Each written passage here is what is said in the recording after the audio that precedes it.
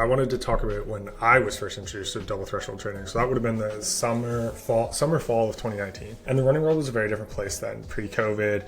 We didn't really have super shoes. We kind of did, but it was a very different world. And so the Ingebrigtsen brothers were just beginning their global takeover. And for most people in North America, the Norwegian model was this mysterious phrase we heard like from high-level runners or other camps. And then it was starting to trickle out in the Ingebrigtsen's YouTube series. And so I remember working with one of my university team members at that time in Canadian Elite, Kieran Lum, and we started implementing the double threshold system. We were on one of the most beautiful places, Spanish Banks in Vancouver, at the time preparing for his cross-country season where he inevitably became national champion. And rather than approaching with just simply all the high-intensity burner sessions that we traditionally do in North America and Europe, we started dialing in on some of the double threshold work. And what we did with that was we bought a lactate meter, we talked to some of the physiologists in the labs at Canadian Sport Institute and at our university. And so we were literally, I was on a bike in between every rep, I was pricking his fingers and we were getting the very specific number and reading it, and we were adjusting in between. I remember thinking at the time, like, man, this is some like mad scientist, like crazy thing, right?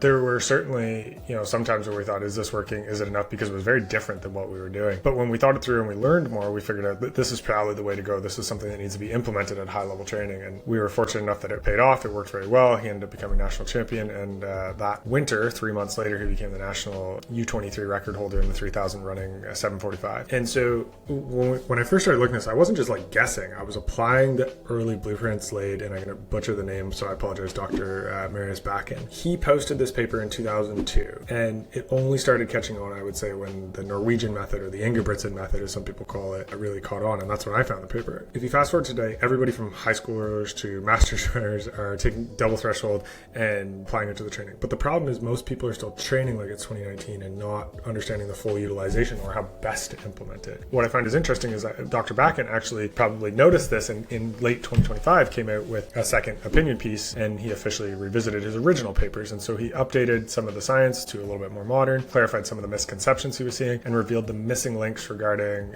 muscular tone and individual lactate curves, and went in a little bit further to the origins of where he found it, lactate flux. I've used this paper, both the 2002 paper and the 2025 paper, to implement some of the training I've done with elites like Thomas Nobbs, who you can see this in our training series. You can see where we implemented that in his last marathon build before he ran 2:12. My wife, Elena, who's gone on to run 2:46 in 35 minutes in the 10K. And I'm still using that as well with some of my age groupers and masters runners as we've developed this model.